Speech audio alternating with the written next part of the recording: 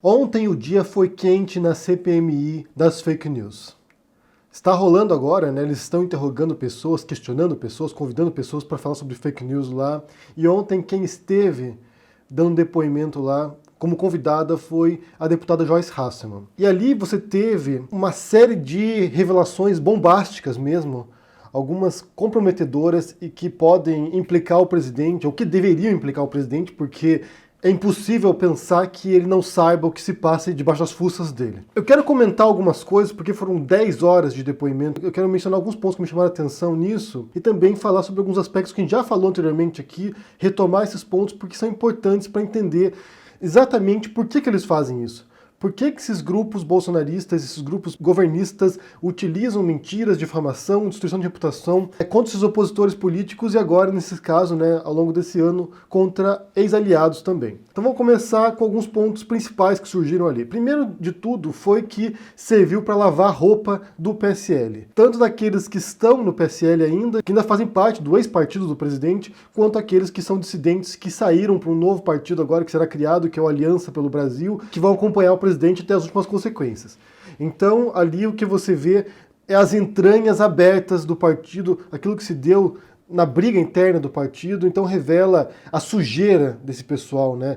A imoralidade deles. É engraçado porque você tem um grupo ali que se diz conservador, que se diz defensor dos valores tradicionais brasileiros, que se diz cristão, e quando você vê a comunicação entre eles, o modo como eles se tratam, o modo como eles são nojentos, repugnantes mesmo. É impressionante mesmo você ver que de valores eles não têm nada. Eles têm ali uma gana de destruição, de ódio, de perseguição dos outros, de insultos, de difamação, é uma coisa repugnante mesmo. E esses são os conservadores brasileiros. Conservam os piores valores e sentimentos da humanidade. Eu vou até pôr um trechinho aqui de uma fala do deputado Nereu, que é do PSL, no qual ele fala como ele foi perseguido por bolsonaristas. Ele, bolsonarista, eleito por causa do Bolsonaro, que fazia parte do partido do Bolsonaro, sendo perseguido por bolsonaristas e por integrantes daquilo que se chama de gabinete do ódio. Confiram aqui. Que eu nunca fui político, ocupei cargo público algum e tenho verdadeira vergonha do que acontece aqui no Congresso Nacional. E vou citar os nomes até porque eu já entrei com 70 ações de dano moral, calúnia e difamação lá no Rio Grande do Sul. Existem uma parte desses sites aí que a convidada colocou ali na tela, que é uma dessas, são mais de 40, e tem uma pessoa identificada já que coordena mais de 30. Em algumas delas tem 300 mil pessoas, 200 mil pessoas aglutinadas nesses grupos, que chegam a fazer 500 a 600 mil compartilhamentos de qualquer notícia falsa. E eu, desde que eu fui eleito, eu sofro calúnia, difamação, a minha esposa é chamada de prostituta, eu sou chamado de corno todos os dias por pessoas de dentro do meu partido.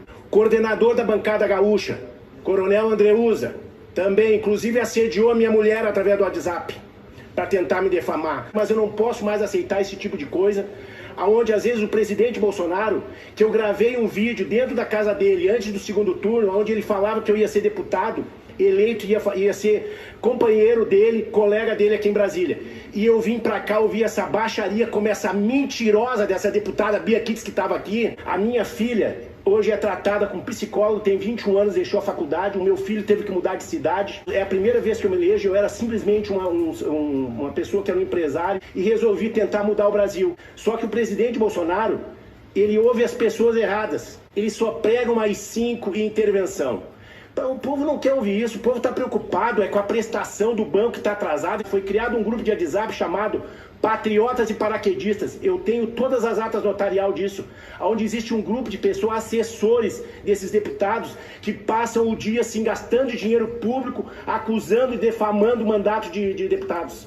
Eu não me elegi, nem fui para política para fazer esse tipo de coisa, vim ouvir esse tipo de coisa. Me elegi na onda do presidente Bolsonaro, não era político, não era conhecido. Todos me perguntam lá, os eleitores, eu era um cidadão comum, me perguntam como é que funciona lá. Aquilo lá é uma baixaria, tem gente boa aqui dentro do Congresso, que está a fim de fazer alguma coisa pelo Brasil. Tem em todos os partidos, só que o extremismo está tomando conta. Então esse é o primeiro aspecto, é revelador sobre a sujeira desses conservadores, como eles são nojentos.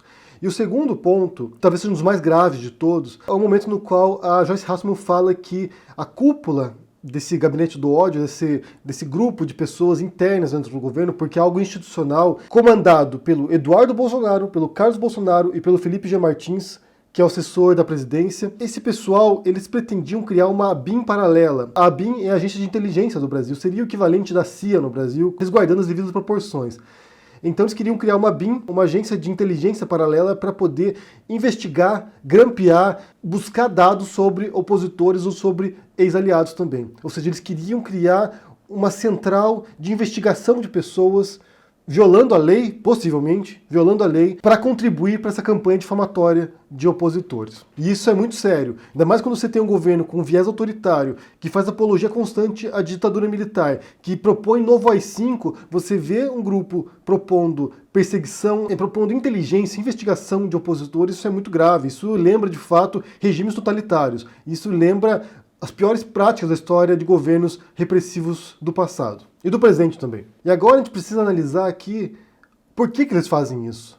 Por que há o interesse do Bolsonaro, da família do Bolsonaro, de quem o cerca, de quem está no governo, de destruir a reputação de opositores e de ex-aliados? Por que há esse interesse? Porque é importante para eles destruir a imagem da Joyce Hasselmann, por exemplo, ou do Alexandre Frota, ou do Bebiano, ou de quem quer que seja que tenha se tornado agora persona non grata no governo. Eles já faziam isso antes. Isso não é novidade. Antes da eleição, já havia essa máquina de destruição de reputação, liderada pelo Olavo de Carvalho e por outros olavistas e por outros bolsonaristas também. Pessoas próximas ao Bolsonaro já faziam isso antes. Já havia grupos para orquestrar ataques contra pessoas. Provavelmente já rolava dinheiro também para robôs na internet levantarem hashtags, que é uma coisa que a Joyce Hasselmann mostra durante esse depoimento dela, como eles contratam, e segundo ela custa 20 mil reais cada disparo de robôs no Twitter para levantar hashtags. Isso já havia antes, de maneira informal e talvez de maneira profissional também, com grupos pagos para isso. Eu já falava isso anteriormente, ano passado eu já falava sobre isso, né? Como havia grupos, por exemplo, de influenciadores conservadores, grupos de WhatsApp ou grupos no Facebook, no qual as pessoas vão lá e propunham, olha, agora a gente tem que atacar tal pessoa, agora a gente tem que invadir tal conta aqui e atacar e insultar essa pessoa. Eles faziam isso. Inclusive, tem aqui um ex-Nandete, um ex-apoiador do Nando Moura, que disse em vídeo que eles tinham grupos de WhatsApp no qual eles orquestravam ataques contra pessoas, inclusive contra mim. Ele menciona lá meu nome lá, que eles orquestravam ataques contra pessoas para proteger o Nando Moura. E eles faziam isso em relação ao Olavo de Carvalho, faziam isso em relação ao próprio Bolsonaro. A gente sabe disso porque a gente sofria esse tipo de ataques. Esses ataques que a Joyce Hasselmann, o Alexandre Frota, o Bebiano passaram a sofrer depois, o Santos Cruz também, passaram a sofrer depois da eleição, nós sofríamos antes já. Talvez em menor escala, talvez de maneira não tão estruturada agora, porque, como eu disse agora, é institucional. É o próprio governo utilizando recursos do governo, dinheiro público, para destruir a reputação das pessoas.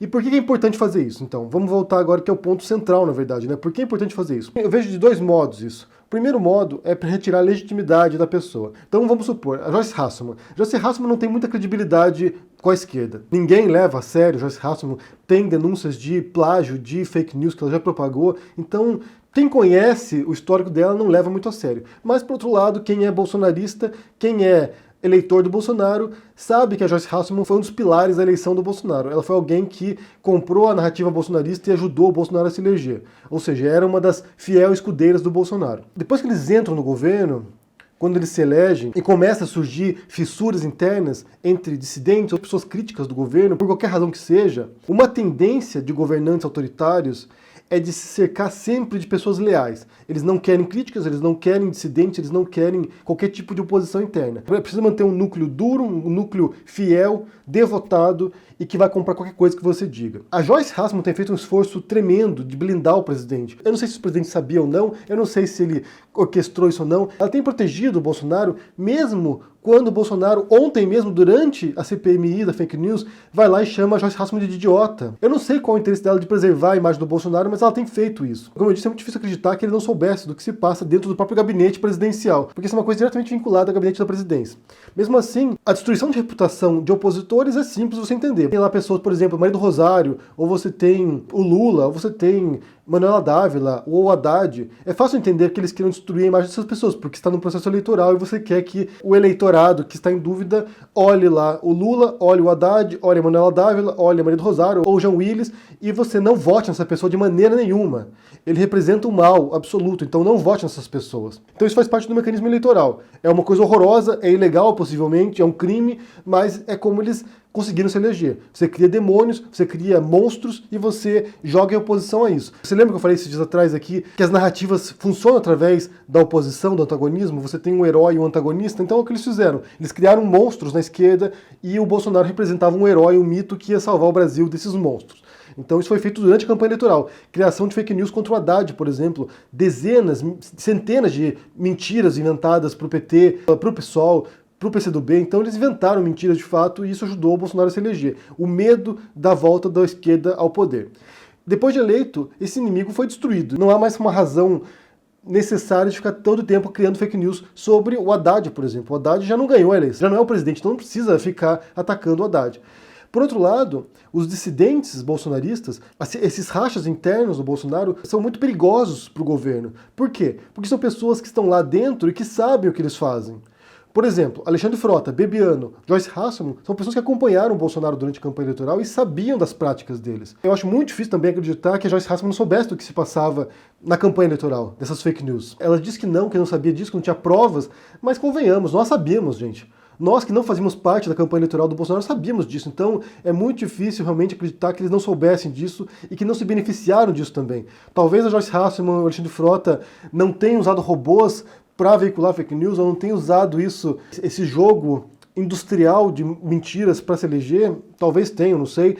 Talvez não tenham usado isso, mas eles sabiam que isso acontecia, porque nós sabíamos. Nós sabíamos, nós denunciávamos e divulgávamos isso aqui.